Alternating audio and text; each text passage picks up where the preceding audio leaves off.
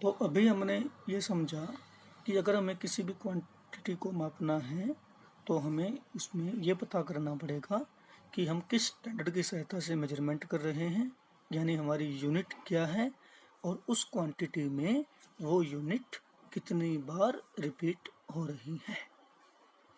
अब इसके बाद हम ये समझेंगे कि फिजिकल क्वांटिटीज कितनी होती है।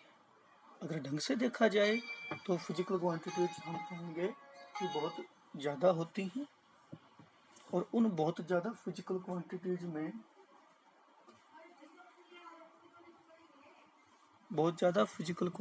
में से कुछ फिजिकल क्वांटिटी ऐसी होती हैं जो और किसी फिजिकल क्वांटिटी से नहीं बन सकती। तो जो फिजिकल क्वांटिटीज और किसी फिजिकल क्वांटिटीज से नहीं बन सकती उन्हें कहा जाता है फंडामेंटल क्वांटिटीज। और ऐसी फंडामेंटल क्वांटिटीज हमारे पास बेसिकली वो हमारे पास 7 है। सबसे पहले है लेंथ, मास, टाइम, ये सबसे पहली थी। उसके बाद जैसे जैसे साइंटिफिक डेवलपमेंट हुई 4 क्वांटिटीज हमें और मिल गई। Temperature, electric current, luminous intensity. Temperature आप जानते हैं, इलेक्ट्रिक करंट भी आप जानते हैं, ल्यूमिनस इंटेंसिटी नहीं है, मैं इसका मीनिंग यहाँ बताता हूँ।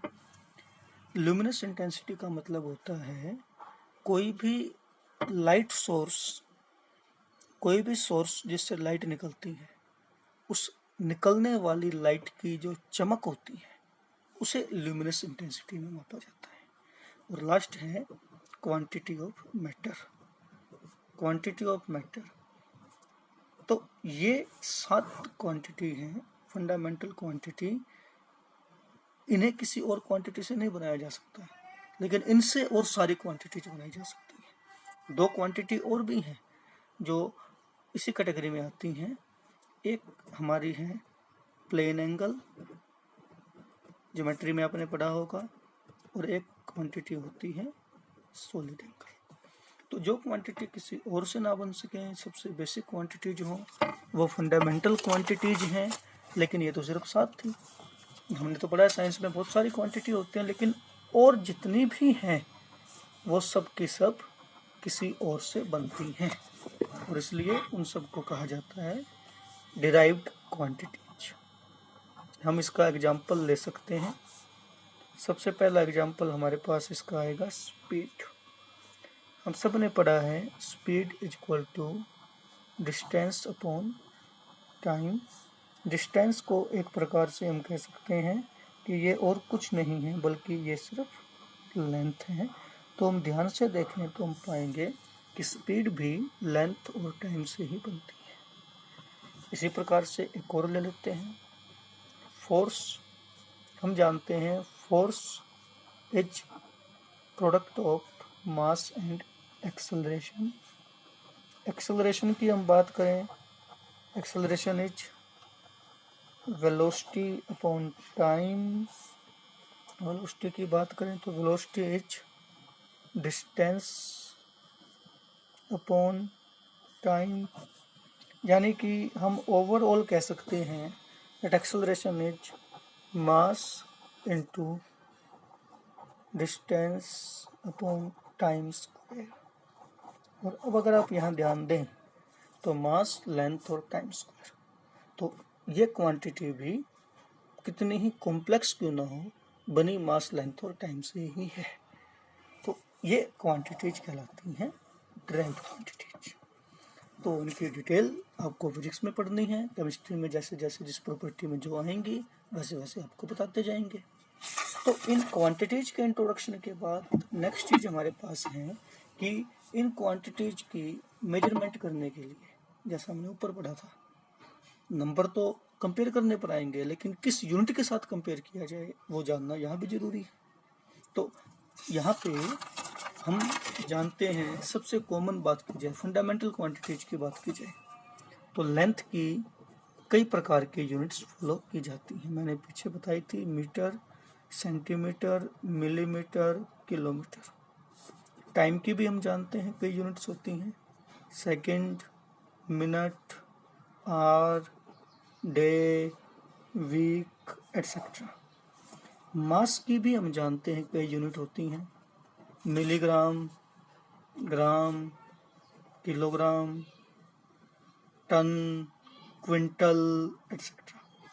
सो यहाँ पर वैज्ञानिकों के सामने प्रॉब्लम ये थी कि कौन सी ऐसी यूनिट चुनी जाए जिसे इंटरनेशनल लेवल पे as a standard unit use किया जा सके। बिगिनिंग में जो डेवलप्ड कंट्रीज थी वो अपने अपने यूनिट्स के सिस्टम फॉलो करती थी।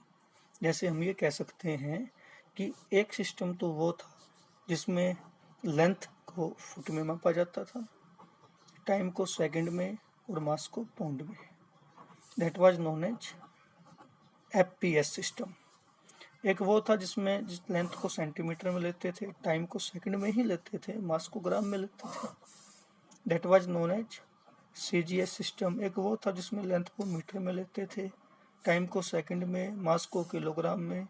That was known as MKS system. लेकिन डिफरेंट कंट्रीज अपनी स्टडी और रिसर्च इन डिफरेंट सिस्टम्स में करती थी, जिसके कारण अलग अलग देशों के रिसर्च को इंटरनेशनल लेवल पे अरेंज करने में, कोलैबोरेट करने में दिक्कत आती थी। इसलिए इंटरनेशनल सोसाइटी ने एक यूनिफाइड सिस्टम बनाया जिसे कहा गया SI system, and that was on the lines of MKS, metre, second and kilogram. SI system ये इंट्रोड्यूस किया गया और ये प्रपोज किया गया कि इंटरनेशनल लेवल पे जब भी कोई साइंटिफिक स्टडी होगी तो वो SI सिस्टम के अकॉर्डिंग ही होगी। हाँ, जो बाकी सिस्टम्स हैं वो ख़त्म नहीं होंगे, लेकिन अलग अलग कंट्रीज अपने अनुसार उनको यूज कर सकती हैं। तो हमें आज क्या करना था, आज हमने फिजिकल क्वांटिटीज का इंट्रोडक्शन लिया और SI यूनिट्स को डिस्कस किया। आपकी बुक में आप दे पाएंगे SI यूनिट्स की स्टैंडर्ड डेफिनेशन भी हैं, मीटर की साइंटिफिक डेफिनेशन, सेकंड की, किलोग्राम की, लेकिन वो आपको नहीं करनी है। आपने सिर्फ एक इंट्रोडक्शन लेना है। तो 3 फंडामेंटल यूनिट्स हो गई हैं। 4 क्वांटिटी कौन सी बच गई थी? टेम्परेचर। टेम्परेचर के लिए वैसे तो हम जानते हैं कि डिग्री फ़ारेनहाइट भी एक मेथड होता है, सेल्सियस भी एक यूनिट होती है, लेकिन SI यूनिट होती है केल्विन। इसी प्रकार से इलेक्ट्रिक करंट की बात करें तो इसके लिए SI यूनिट होती है एम्पियर। 10th फिजिक्स में पढ़ा होगा आपने। ल्यूमिनस इंटेंसिटी की बात करें जो कि लाइट की चमक को रिप्रेजेंट करने के लिए होती है, इसके लिए यूनिट होती है कैंडेला। और क्वांटिटी ऑफ मैटर जिसको हम डिटेल में पढ़ेंगे इसी चैप्टर में, उसके लिए यूनिट होती है मोल। तो ये 7 फंडामेंटल क्वांटिटीज की यूनिट्स हैं, SI यूनिट्स हैं। और लास्ट में एक बार ये देखते हैं कि अगर हमें किसी ड्राइव्ड क्वांटिटी की यूनिट बनानी हो तो क्योंकि ड्राइव्ड क्वांटिटी को फिजिकल क्वांटिटी से ही बनाया जा सकता है, उसके रूप में ही दिखाया जाता है, इसलिए फिजिकल क्वांटिटी, फंडामेंटल क्वांटिटी की यूनिट की सहायता से ड्राइव्ड क्वांटिटी की यूनिट बनाई जाती है। जैसे speed is length upon time, तो लेंथ की SI यूनिट है मीटर, टाइम की है सेकंड, तो स्पीड की यूनिट बन जाएगी मीटर पर सेकंड। इसी प्रकार से फोर्स की बात करें, फोर्स का फॉर्मूला हमने पीछे ड्राइव किया था। Force is equal to mass into distance upon time square. हम जानते हैं मास के लिए किलोग्राम होगा, डिस्टेंस के लिए मीटर, टाइम के लिए सेकंड, तो फोर्स की यूनिट बन जाएगी किलोग्राम मीटर पर सेकंड। लेकिन आपने 9th क्लास फिजिक्स में पढ़ा है ये यूनिट है, लेकिन कई बार कुछ ऐसी क्वांटिटी जिन पर वैज्ञानिकों ने वर्कआउट किया हो उनमें इस यूनिट के साथ साथ उनके ऑनर में उन वैज्ञानिकों के नामों को भी यूनिट के तौर पर यूज किया जाता है।